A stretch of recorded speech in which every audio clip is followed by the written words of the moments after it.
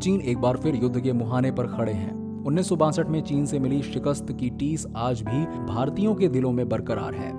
पर इतिहास इसका भी गवाह है कि इस घटना के 5 साल बाद 1967 में हमारे जाबाज सैनिकों ने चीन को जो सबक सिखाया था उसे वो कभी भूल नहीं पाएगा।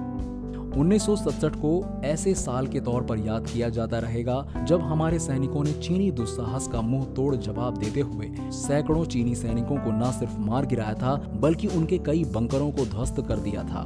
रणनीतिक स्थिति वाले नाथुला दर्रे में हुई इस भिड़ंत की कहानी हमारे सैनिकों की जाबाजी की मिसाल है। सिक्किम तिब्बत सीमा निर्धारण स्पष्ट ढंग से किया जा चुका है, मगर चीन ने कभी भी सिक्किम को भारत का हिस्सा नहीं माना।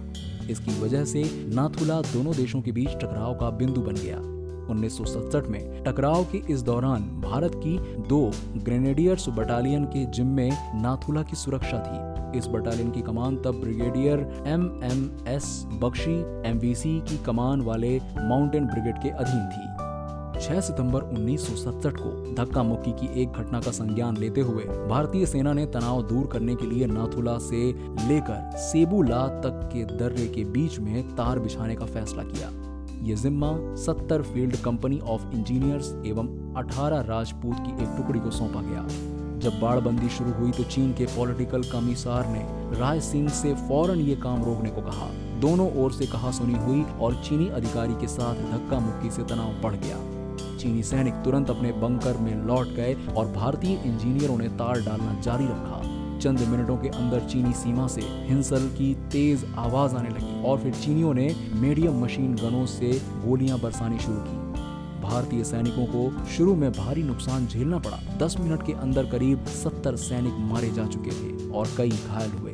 इसके बाद भारत की ओर से जो जवाबी हमला हुआ उससे चीन का इरादा चकनाचूर हो गया। सेबुला एवं कैमल्स बैक से अपनी मजबूत रणनीतिक स्थिति का लाभ उठाते हुए भारत ने जमकर आर्टिलरी पावर का प्रदर्शन किया। कई चीनी बंकर ध्वस्त हुए और खुद चीनी आकलन के अनुसार भारतीय सैनिकों के हाथों उनके 400 से अधिक सैनिक मारे गए। भारत की ओर से लगातार 3 दिनों तक दिन रात फायरिंग चलती रही। चीन को सबक सिखाया जा चुका था।